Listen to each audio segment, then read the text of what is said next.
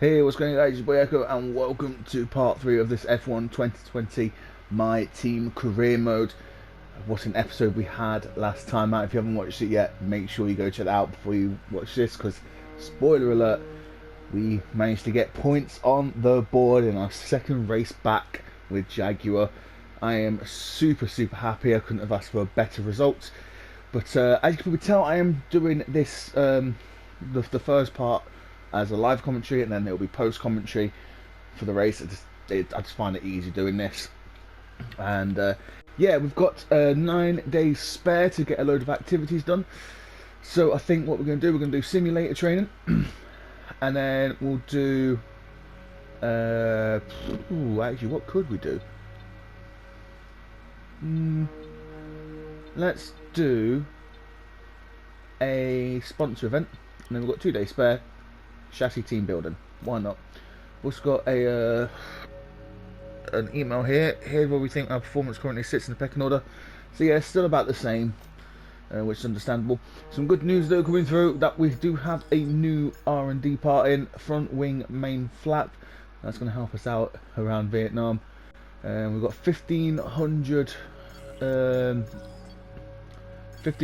R&D points spare, and I think we're going to use it fairly wisely, I guess. Let's go for another front wing and rear wing downforce upgrade, because I think we're going to need that a little bit more than anything else at the moment, just to help us, like, you know, deal with any oversteer or understeer issues. And we are looking fairly confident going forward, so I don't really think there's much we need to do.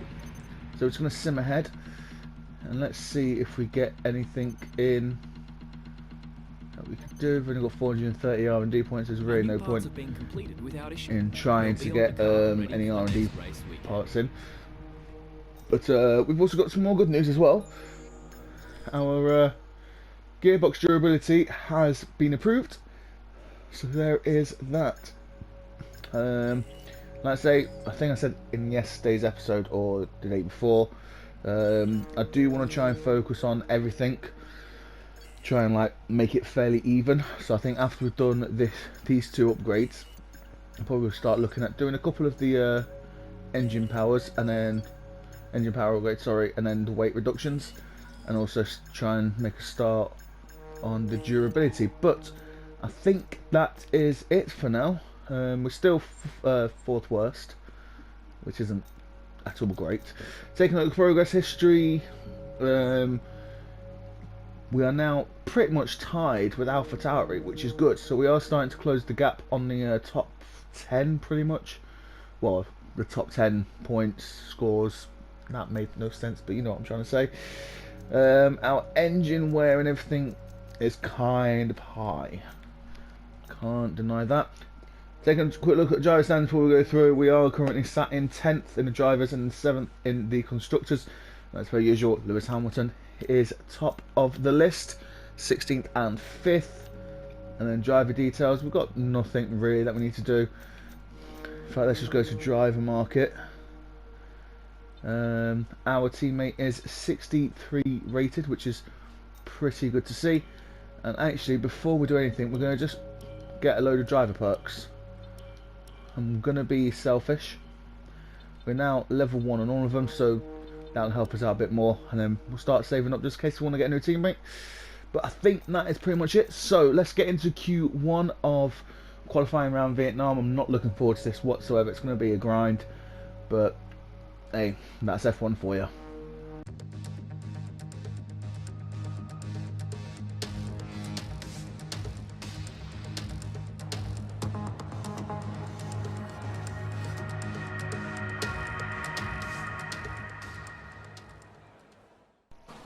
So then going on to Q1, we wasn't really expecting anything, I'll be completely honest. To be fair though, the car actually seemed quite stable going through these corners. Normally in the past I'm not very confident around here, but I thought, you know what, for now we might as well just throw it into the corners to see what this car can do. Especially during the practice, it seems to be alright. But yeah, coming up to the end of the first lap of Q1, we go across the line to set a 1:35.9. which is good enough for P4 that time. And then going on to our final lap of Q1, we are still in 15th, so we are through, hopefully, as long as we can improve on our time, which we are improving. We are about 4 tenths up, coming up to about 5 tenths, as we come across the line to finish in P14, which is very, very decent. Just means that the car is definitely improving. One of these days, I will qualify in the top 10. As you can see there, I am P14. And just taking a look at the other drivers, unfortunately our teammate Mick Schumacher is in P21, so not a very good result from him. Going on to our first lap of Q2 though, and unfortunately we got held up by Valtteri Bottas, so it kind of annoyed me, I'll be completely honest. He was right behind me and decided, you know what, I'm just going to overtake you into the hairpin, so we lost about half a second, I'd say. But as it was coming to fruition, it really didn't matter, because we'll always do a second run on the softs. So this was kind of like just like a flying lap to see what the mediums were like really in the end. As we do a 1:37.8 and we are 1.6 seconds off Lando Norris. So yeah, we knew that it wasn't going to be quick, as that proved. Going on to the final run of Q2 though. Can we get into the top 10? Can we even get close to the top 10? We'll have to wait and see. I can see though we are about 2.5 seconds up, as we actually take that corner quite nicely. I was very, very proud, and we qualify in a high position of P12. An absolutely fantastic job there, I might have to say. And yeah, I was very, very pleased with that. But just taking a look at the qualifying here. Myself has been knocked out. Magnussen, Gasly, Sainz, Kvyat and Esteban Ocon, so not a great result from them. Lewis Hamilton still quickest in Q2, but yeah, let's get on to the race and let's see if we can get some more points to add on to the last points finishers. Welcome along to the Vietnamese capital of Hanoi, a vibrant city built on the banks of the magnificent Red River. Today it's the backdrop for the latest round of the Formula One World Championship, with a circuit specifically designed to encourage overtaking opportunities. I think we could be in for a cracking race today. It's a track that combines the bespoke design of a traditional race circuit with the tight, close barriers of a street track that our drivers race on today. 23 corners and a total distance of 3.4 miles. Watch out in particular for overtaking into the braking zone at turn 11. And with me as usual is Anthony Davidson. Now I want to ask you about Lewis Hamilton. That was a great win in the last race. Can they keep that momentum going this weekend? There are never any guarantees in this business, but certainly the performance last time out would have boosted their confidence coming into this one. Let's run you through the driver grid order for today's exciting race. An immense lap from Lewis Hamilton yesterday puts him on pole position, and Valtteri Bottas will line up alongside. Looking at the rest of today's grid, we have Verstappen, Vettel, Charles Leclerc and Albon, Ricciardo, Perez, Stroll and Lando Norris, Ocon, the owner-driver, Carlos Sainz and Kvyat, Gasly, Magnussen, Romain Grosjean and Kimi Raikkonen, Giovinazzi, Russell, Schumacher and Nicholas Latifi. That's it then, it's time to go racing as we head to trackside for today's race.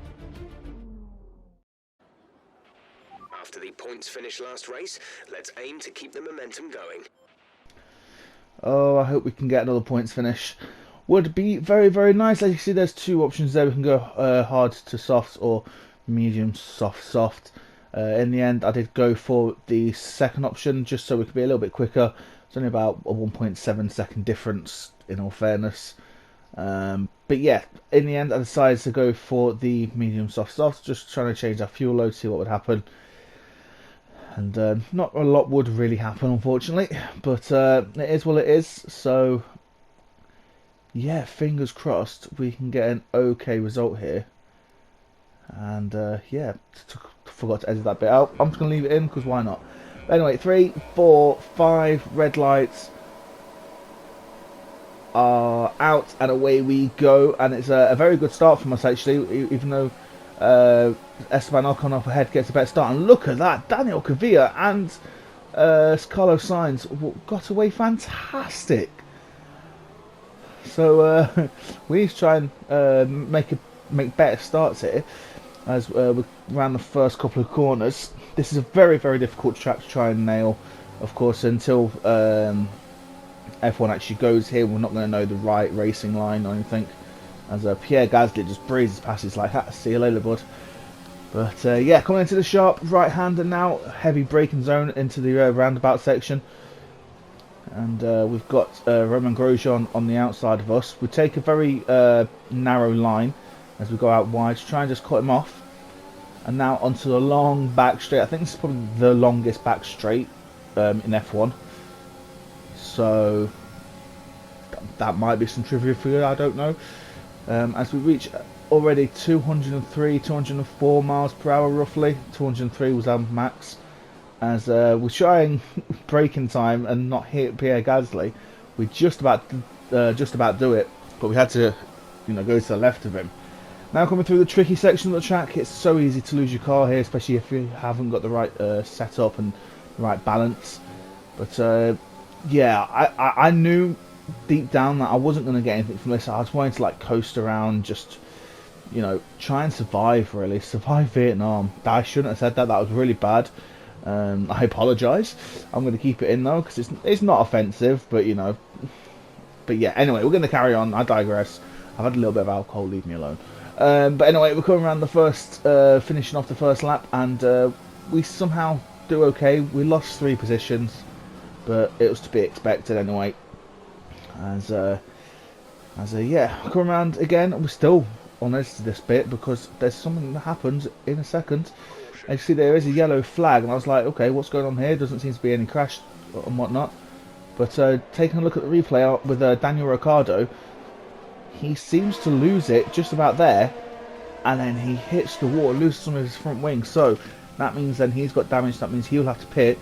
But now we've got Kevin Magnussen trying to overtake us, and now we've got Daniel Ricciardo up ahead, who I know is going to pit, so he's going to be very slow around here. Wow. So we'll have to wait and see if we can get past him. But anyway, going on to lap 4, we've got Kevin Magnussen trying to overtake us with DRS is now activated. We are catching up to Kimi Räikkönen. Look at that speed that we've got against Kimi Räikkönen. We go towards the outside, so the right hand side of the track, into this tight left-hander, left-hand hairpin, and we get the move done. Yes, we do. And I was annoyed at myself after editing this, and yeah, I didn't get the replay.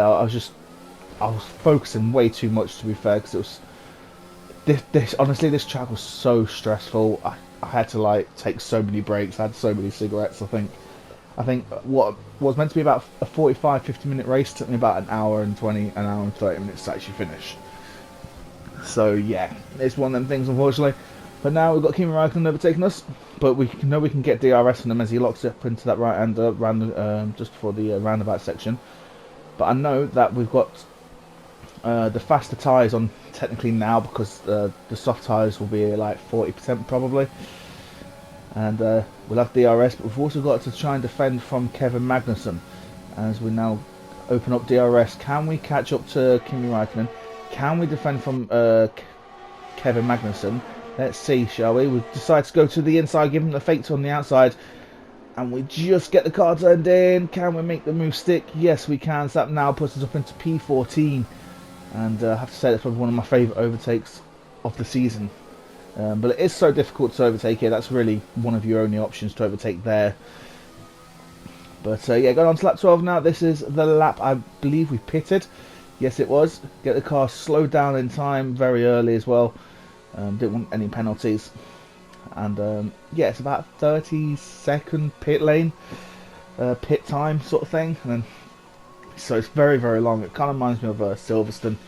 I think that's like 30-40 seconds. Yeah, they need to make it shorter, I think. I generally do. Or do something different with it. As we come into our box now, as you can see then, I think that's a Mercedes team behind us as well. Or it could have been the Williams team. 2.1 seconds stop time. So a good job from the mechanics there. As we now come out of the pits, and we're going to slot nicely into P18, I believe. No, sorry, P17. So only going to lose about 2 or 3 positions there, I think it was. I think it was in 14th originally. So yeah, pretty happy with that. And now we've got to try and catch up to Giovinazzi and pull away from our own teammate. But can we do it? Let's have a look. So coming through here, you know what, we've actually caught up to him very, very quick. We're definitely faster than the Alfa Romeos at this point in the season already. And let's see if we can catch up to him. Long back straight here, we're going to have DRS into Rich and overtake. Got the 2 Alfa Romeos now fighting each other. Can we join the battle? Let's see. So it's 2 versus 1. We're going to go around the outside of Antonio Giovinazzi, I believe that was. And that will slot us nicely into P16. So I know it's Kimi Räikkönen. Now we've got Giovinazzi up ahead of us. Can we catch up to him? Going on to the next lap then, lap 14. And just trying to see what my braking point is. Because I do use the racing line on just for the corners. It just makes it a lot easier because I don't have a steering wheel pedal set, so I can't really judge properly where the right braking point is. As we try and get on the power a bit early there, just try and catch up to them a little bit quicker, but it didn't really work. But now we've got the speed against Antonio Giovinazzi. Can we get the move done? Look at this for pace. As we look to go around the outside, go into the inside, but we get past him so well. You probably didn't see it there in that replay, but we were so close to hitting that wall. It's so difficult to overtake there because it's technically a long corner. It's not straight or anything, so like you've got to be wary of everything that's going around you. So Alex Albon is out of the race, and we've got a safety car. Let's take a look. Oh, a big crash. That was the only time I was able to get the a replay, so that's the only footage of it, I'm afraid.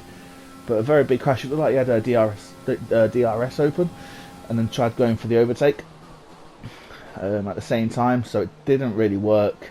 So yeah, you have to be very careful, is what I was saying as well, because it is a corner. I was thinking about going into the pits, and I thought, I don't think I will. And then the next lap I decided, you know what, screw it, I'm going to have to pit. Because after the safety car goes in, we've got to pit anyway. So I was like, you know what, let's go on to another set of mediums, finish off this race. We'll have about 11, 12 laps to complete. So fingers crossed we can get out in a decent position and still overtake cars. Of course, we're not good enough to be in that midfield battle just yet. We are a backmarker team, like we are one of the worst 4 cars on the grid. But we're the best of them 4 cars. So, you know, that's something that we can take into future races and build on that, because I do believe that maybe next season we could probably start winning the odd race, maybe even start getting podiums by the end of the year, which would be very, very nice to get. But yeah, we come out of the pits. I was going to try and get ahead of Daniel Ricciardo, but it just wasn't going to be feasible enough. And we slot nicely into P18. So we've got Ricciardo, Latifi ahead of us, and behind us we've got Giovinazzi and Romain Grosjean. So we know that we're faster than the Alfa Romeo and the Haas and the Williams. But what can we do except for make the best of a bad situation? Next lap though, or that same lap should I say, the safety car decided to come in. So it's like, oh, maybe we've got a chance here, try and get the jump on some people. But unfortunately, no, it didn't work because they started racing just there. As soon as we put the power down, we get a little bit of oversteer. And I'm never comfortable around this track either. So we've already 7 tenths, 8 tenths down going into the first corner. But with cars ahead of Daniel Ricciardo being slower than him, it's going to make things a little bit easier for us. As long as we can stay just behind him and maybe catch him napping. As we just feather the throttle coming out that first little chicane sort of section. And now we can power down up to this right-hander just before the roundabout section. I think this is probably what you would call the roundabout section. But yeah, we're just... Because it's a new track, don't really know the names of them. To be fair, I don't really know corners and whatnot. And it's the same with Silverstone, I'll be completely honest. But we'll get a good run on Nicholas Latifi as we go towards the right-hand side, the inside there. See how close we do get to that wall. Obviously, we have been close to that wall recently. And yeah, it's a butt-clenching moment, I tell you. But we've got Magnussen and Latifi, I believe that was. No, sorry, is that George Russell up ahead? I'm not too sure, I think it was. But yeah, we've got some cars up ahead just fighting each other, which is slowing down myself and Ricardo, who are going to be faster than them, so we know we can get ahead of them. As we've got some cars going very, very slowly through this train. It was really annoying me because I was like, I know I'm going to crash into them. I just got that bad feeling.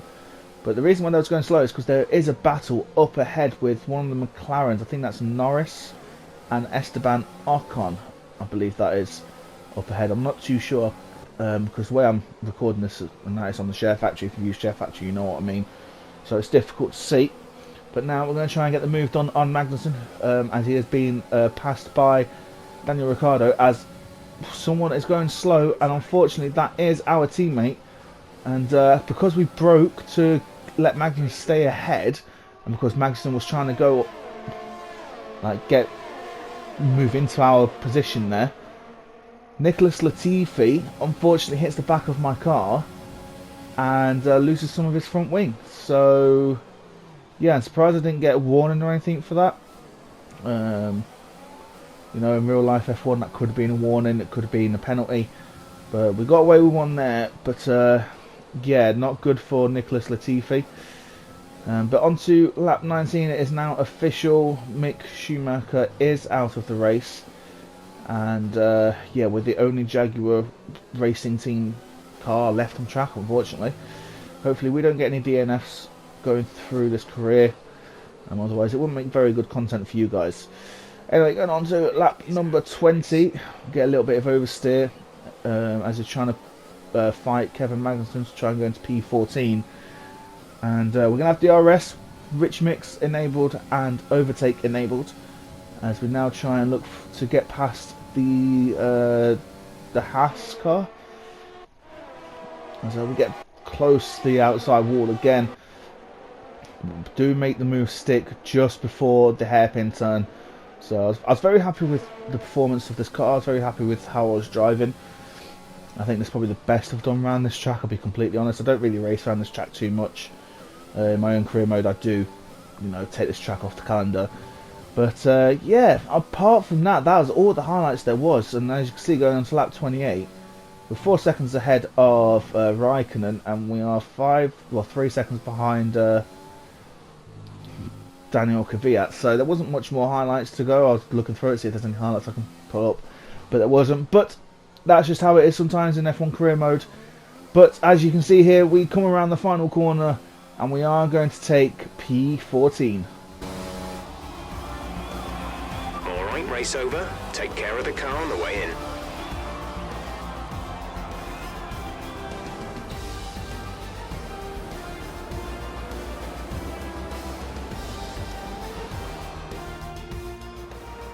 Red Bull pulling out all the stops today. What a great win. What do you think it was, Ant, that gave them the edge over the competition today? Without a doubt, the safety car changed everything today. The key to their success was keeping calm and reacting to the situation quickly. We've seen teams in the past throw away wins because they were too hesitant, but here they were decisive, and that's allowed them to take the advantage. Here come today's winners. The team at Red Bull have done a phenomenal job recently. It's clear to see that they've put in the work, and they should be proud of the victory they secured here.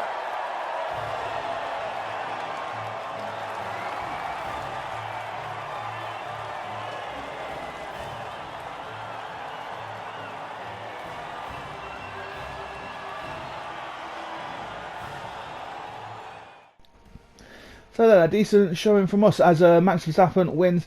Esteban Ocon yet again getting on the podium with Sebastian Vettel coming in third. Charles Leclerc is in fourth.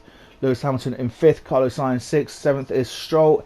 Eighth is Perez. Valtteri Bottas not having a good result in ninth, and Pierre Gasly in 10th.